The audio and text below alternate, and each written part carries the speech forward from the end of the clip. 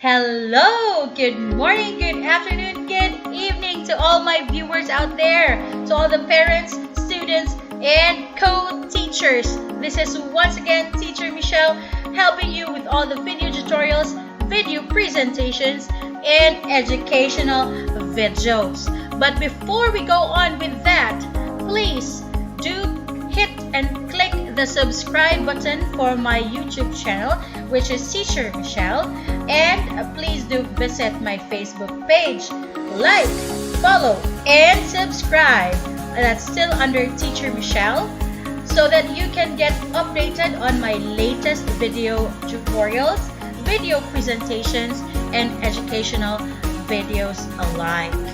Alright, so I am very pleased and I am very happy to assist all my co-teachers, all the parents, all the students out there who are still yet adjusting to this new normal in this new virtual style of educational system. Alright, so I won't take this longer. Just wait for me and I'll come back with a video tutorial. Bye-bye for now. Hello, once again, this is Teacher Michelle offering another video tutorial about Google Meet. Okay, this is to help students and teachers to access Google Meet for the upcoming virtual classes, no? In the time to come for our start of classes for school year 2020-2021. All right. So this is how we are to access and to start a meeting or a class for or using Google Meet. Okay? So first off, how can we possibly access Google Meet? Alright? So as you can see on my screen, it's already in Google Meet. Alright? So let's just say you just open your browser. No? You just open your browser. So at first, you need to go to www.google.com. Once you are in google.com, as you can see at your right top portion of your screen, you can see dotted forms, no? A dotted forms that forms a square. Alright? You just click that. As soon as you click that, a drop-down box will be seen. Alright? In here, you just need to find where Google Meet or the icon of Google Meet can be found. No? It's basically here in Meet. Right? So, you'll just need to click this. As soon as you click that icon, you will then get into Google Meet. Alright? So now, basically, it's the teachers who will make or create a classroom. Alright? All the students will need to do is to enter in the virtual classroom or enter in the meeting. Alright? So let me just okay. So here we are, no? As you can see, teachers and students, there are two options here. There is an option to start a meeting and to enter a meeting code. Now, the teachers' options would be to start a meeting, no? Since we teachers are the ones who will create the meeting or the classroom, no? So let's click the start meeting.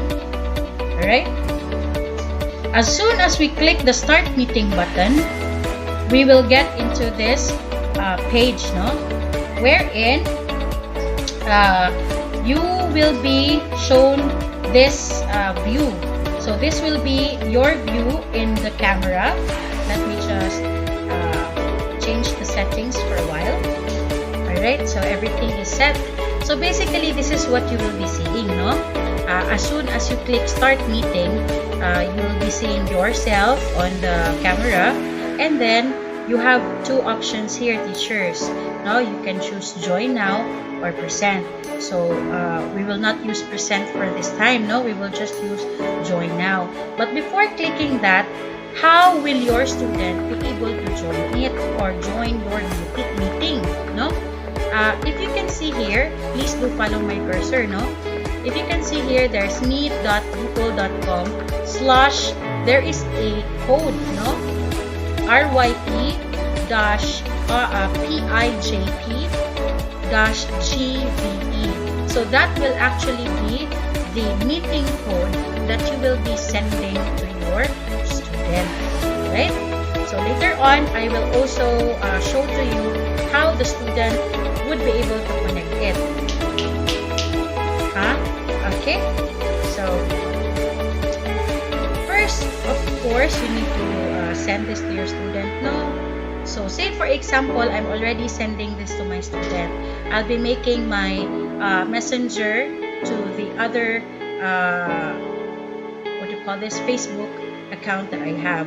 Granted that this is my student and I'll be sending her my, I'll be sending her my room. So, as soon as she will receive that, how will she be able to connect to my room? Right? So, granted no, join na ta sa room. So, let's click on join now. Right?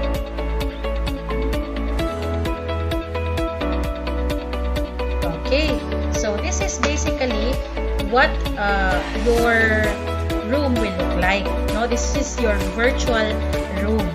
Right? As soon as you're inside already, this is how your student will be able to connect to you. Right? So, let me just minimize this. Okay. So, say for example, this is the screen, no? This is a extension, no? This is the extension screen, or I projected the screen on my cell phone. So, granted, this is the cell phone of your child, right? And she needs to get to her Google Meet as well, right? So as soon as she is in her Google Meet, what will she do? Okay, so there are actually two options here. Okay, it's down below for a while.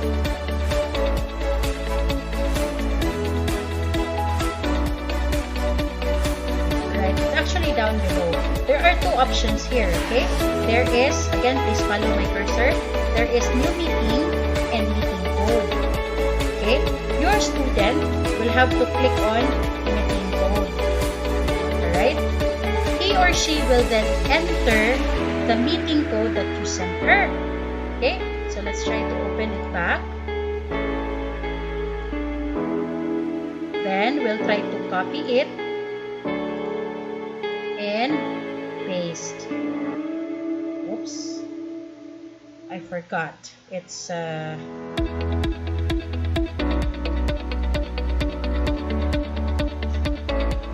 So, as soon as she will view her messages, she will then be able to see that I have already sent her the code, So, she will just need to copy that, and then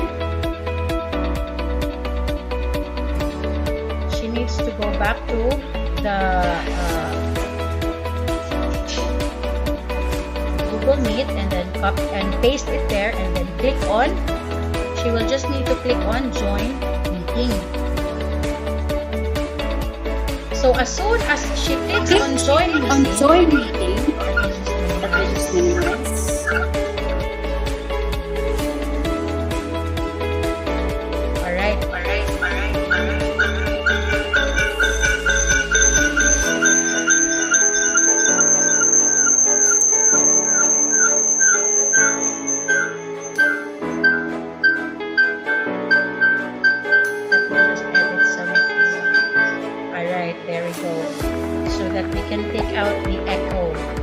Okay, so basically, as soon as she clicks on, let me just close this. As soon as she clicks on join meeting, she is then here na, ma-view na siya, or naka-appeal na siya, or she has already joined the class or the classroom. Right? So this is the side of the student, no, assuming that this is the cell phone of the student. At least you teachers would be able to see how they would look like, no, or it would look like rather. Sorry for that. That was my husky. Sorry. Okay. So enough about the student side. No, at least we are clear that this is how the student would look at it. Now let's go back to our classroom.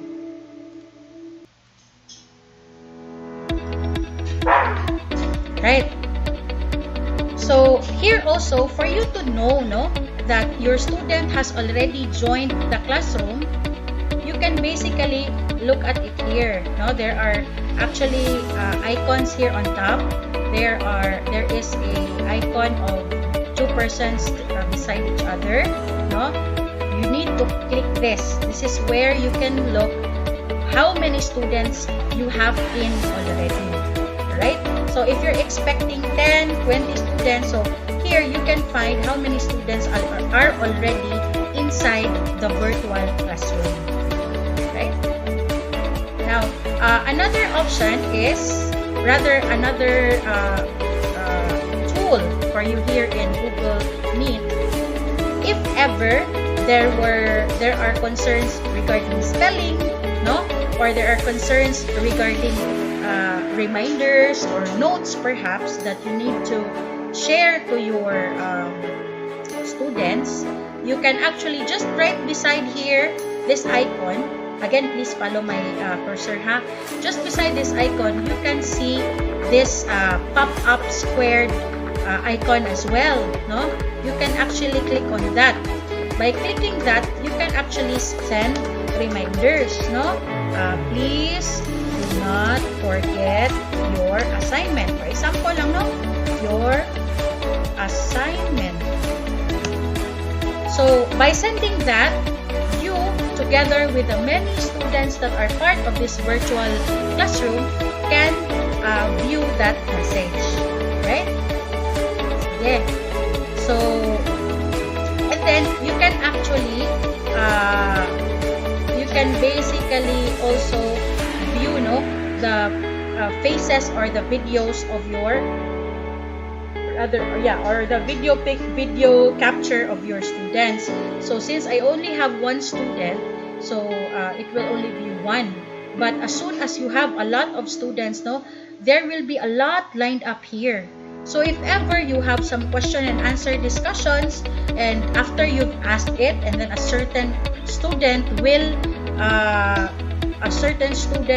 be what you call this, answering, and you want it to be in this type of setup na bigger ang iyang screen, you can just actually click here, no, right beside the pop-up square icon. Beside here, if you click that, you will exchange screens with your student, and from there you can see her, no, while she is talking. Alright? You can actually see her while she is talking. There you go. No? So while she is talking, you can listen and look at her while she is answering your questions. Okay? Just disable that, and if ever she is done answering already your questions, you can click it again so that it will exchange back to your screen, and there you are. Alright? Sige. So, let's go down to the options. So those are the options above, no? These are the tools that you can use at the top part of your Google or virtual classroom in Google Meet. Let's see down below, right? So basically, this is the details, no, of your classroom. This is where you can find the link, no? You can find the link and the meeting code, right? If there are any attachments, Google Calendar attachments or whatever attachments, it can be seen here, right? Okay. After that, let's focus ourselves here at the middle part. Okay. As you can see, there is this icon of a microphone, no? As of now, it's actually muted. When we click muted, meaning you cannot be heard by your student. So if you want to unmute it and for your students to listen to you and hear you out, you can actually click that. And from there, whatever you say, your student can listen to you. So as you can see, it's echoing, no? It can be heard on the student's side, considering if we consider this as the student's cell phone. Okay. So let's turn it off again. Okay. So once you are in your virtual classroom, since you do all the talking, no, it's irrelevant to turn it off. So it has to be turned on. Not unless if there are portions that your students will be answering, so you need to turn it off so that you can listen to her better. No, there wouldn't be any distractions regarding audio. Okay. Next, as you can see, this is very common. This is also seen in our cell phones, no, when we end our calls. Okay, just an icon actually of a telephone. No, if we actually click this, no. If you or your student click this icon, it will actually end the class. So it means the class has been ended or class dismissed. Right? And then you have here an icon of a video camera. So this will also control, no? If there are times that probably you're not yet ready, no? Bungkag pa kayo mong hair, no? You haven't done your makeup like what I am now. I haven't had any makeup with me. So if ever you want to be presentable first before you start your virtual classroom, you can actually disable that. By disabling that, your students wouldn't be able to see you. So let's try to click it, no? So there, no? You cannot see me. So at this point, only my profile picture can be seen, no? So it will give you more time to prepare yourself and all. Or if ever there are certain distractions at the back portion of your at your back portion that you'd like to arrange first, or anything, no? Anything at all.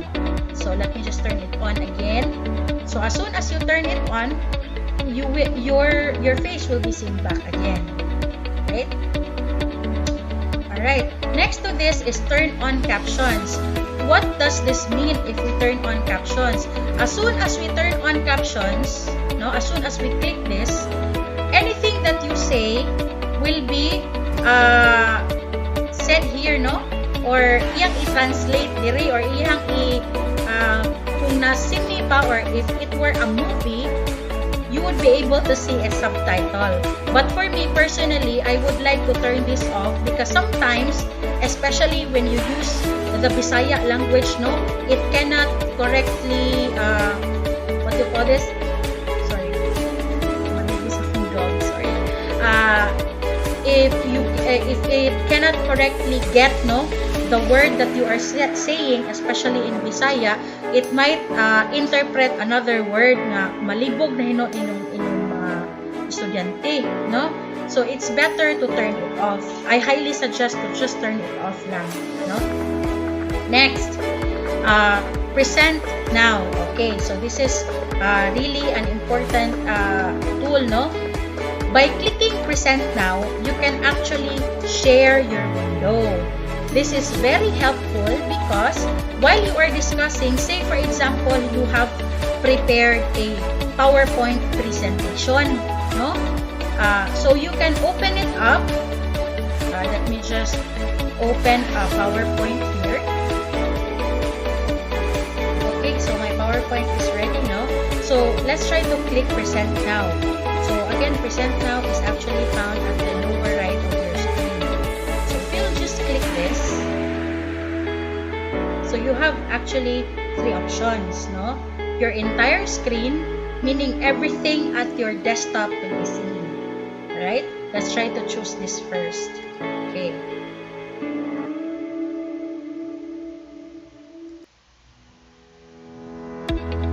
Right? So it will prompt you actually this, no? And then click share. Okay. So at this point, everything in your screen is actually shared to your student.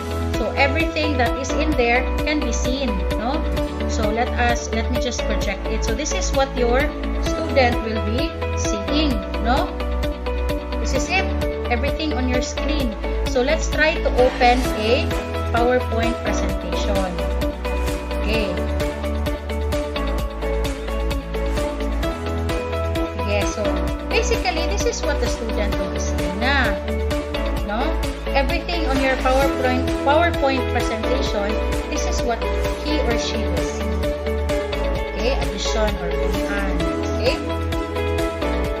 So everything, every detail of your presentation that can, okay, so muna siya, no?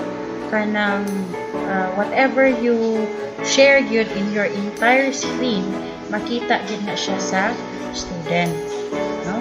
So once again, ang akong fair reminder na nato sa ato ang mga magtutudlo, to please lang yun sorry, to please lang yun what you call this, be mindful on what you are opening if in case, no, if in case you are to what you call this, you are to share your screen, no? Okay, so everything that you really open here can be seen. Okay, no? So just to show you an example, so this is what the student will be seeing, no? I shared a portion of my, let me just minimize this para maklaro natin. I showed a portion of my projected screen sa ako ang phone, considering that this image is what the student will see, no? This is just a mock-up para lang you teachers would be able to see the entire view of how this would look like, no? So muna siya, like if I open this PowerPoint presentation, this is what the student will see. So that is why it is very important that you have to always be mindful here as to what you will be opening. Now, enough of that. Let's try to stop sharing, no? So how do we stop sharing? So we stop sharing by just below your screen here. Please do follow my cursor at all times, no? Below your screen here, there is a button written stop sharing. So you just basically click that. As soon as you click that, your student will also automatically not be able to see anymore your screen or what you shared, no?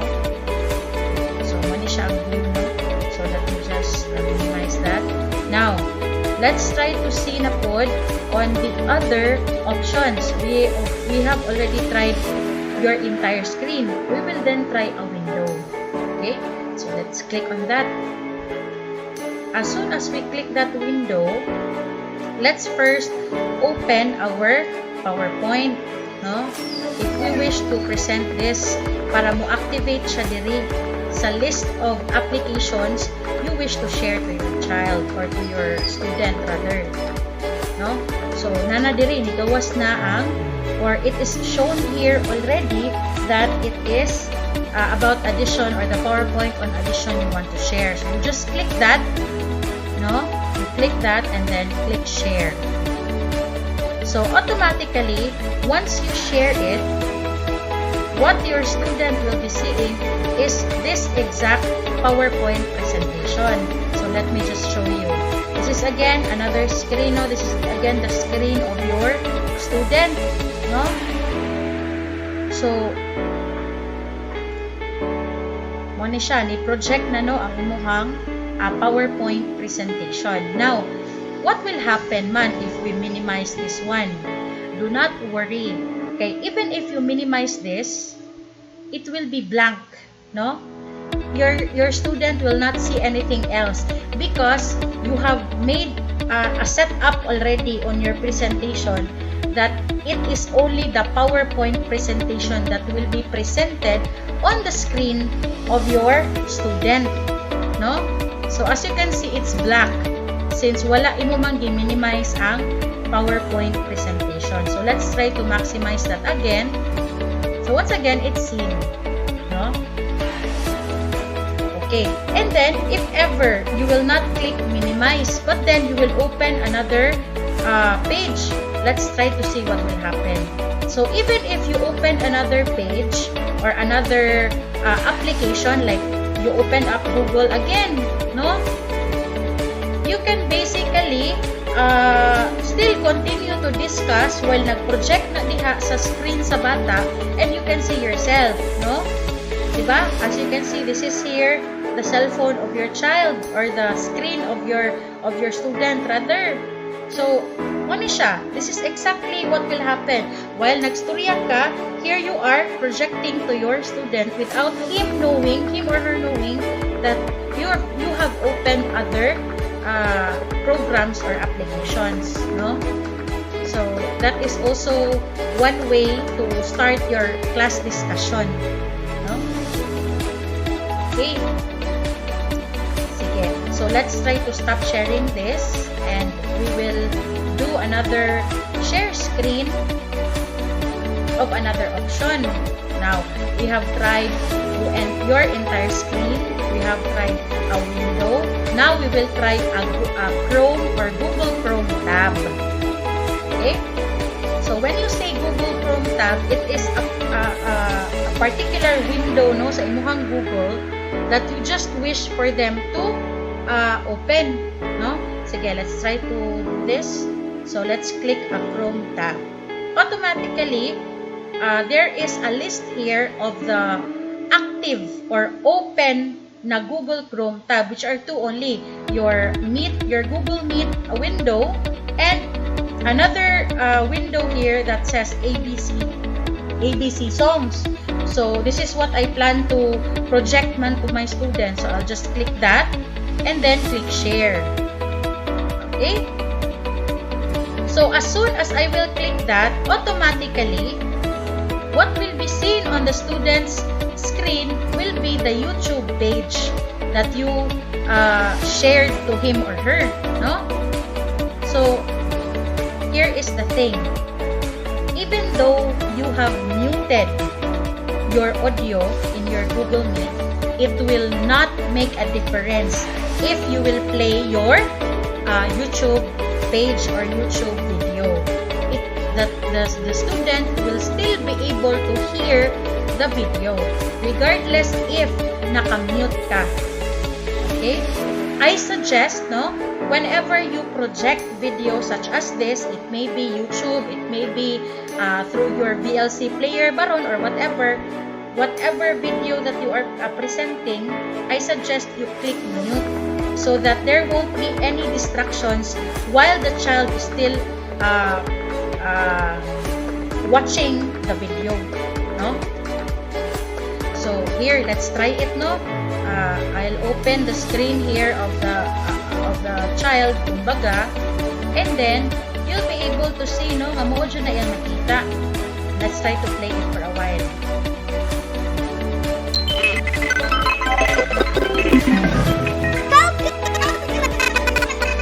Okay.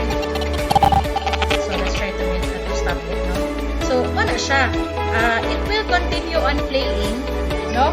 It will continue on playing, and your child can or your student can still listen to your YouTube video, no?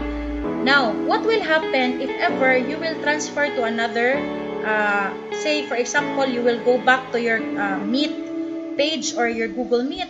It will not make a difference. See? Try to look at the view of the student's view. It's still playing YouTube, no? So, if ever there are things that you wish to type first, no, while the student is watching the video, you can do so, no? Para at least multitasking ka, no? Okay.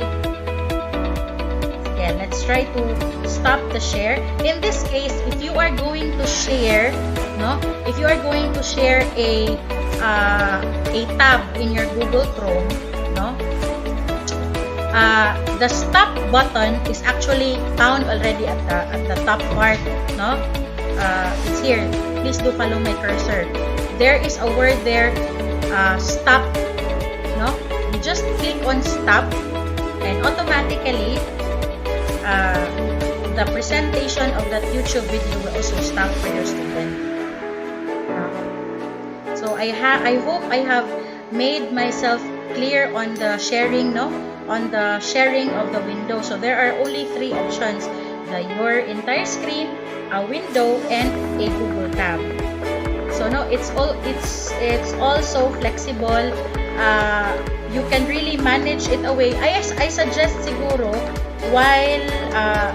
while your class has not started, probably a night before, if ever you have a sequence of videos, PowerPoint presentations that you wish to present during your class, I suggest you practice it out the night before. No, practice it out while you're sharing. I'll try to share, and then so that you can maneuver.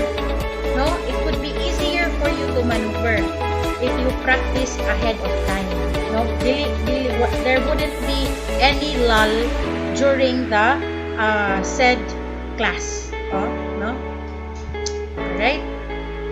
So next is so we have had the meeting details, no, our tools here, the disabling of the audio, ending the class, the disable and enable of the camera, the turn on captions, the presentation or the sharing of window, and we have here the last one. As you can see, there are 3 dots on top of each other, no? If we click that, we have here the different options, no?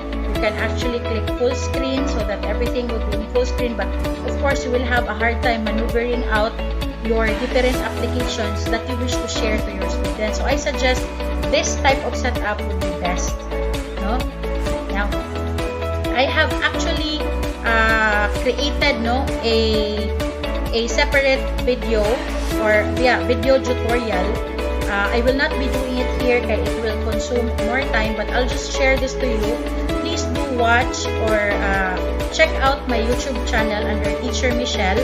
I have uploaded there a video tutorial on how you can change your background, no, so that the student will not be distracted, no. As you can see here, I have doors, no. Kanina pa gani, you have seen possibly my husband was getting in and out of that door.